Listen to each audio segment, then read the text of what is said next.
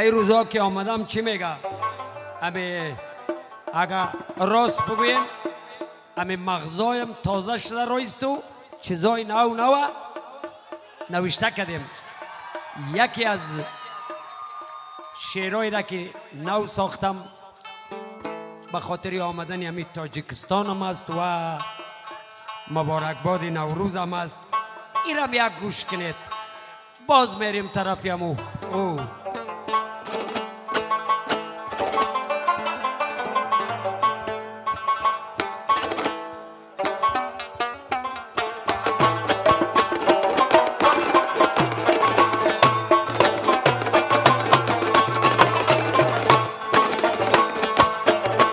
این سفر از ملکی افغان آمدن، ای دیدن دیدار جانان آمدن. این سفر از ملکی افغان آمدن، دیدن دیدار جانان آمدن، دیدن دیدار جانان آمدن.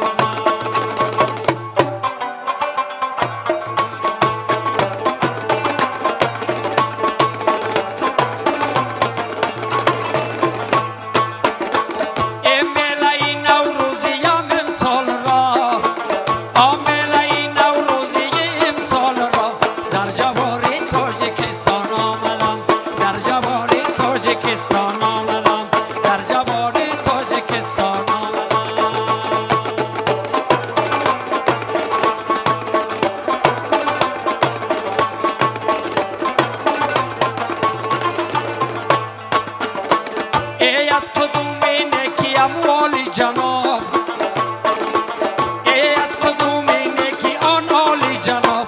من ز پامیری بدخشان آمدم، من ز پامیری بدخشان آمدم. این سفر از ملکی افغان آمدم، دیدن دیدار جانان آمدم، دیدن دیدار جانان آمدم.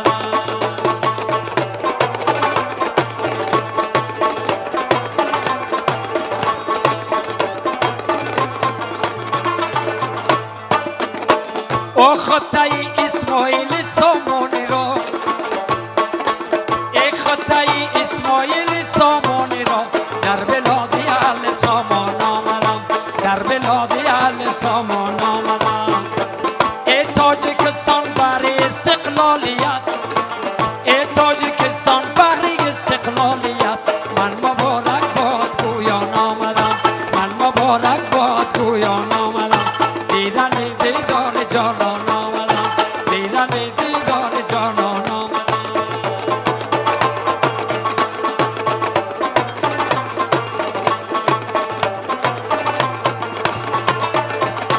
ای خانه ای اجداد و نیاکان ما، ای خانه ای اجداد و نیاکان ما.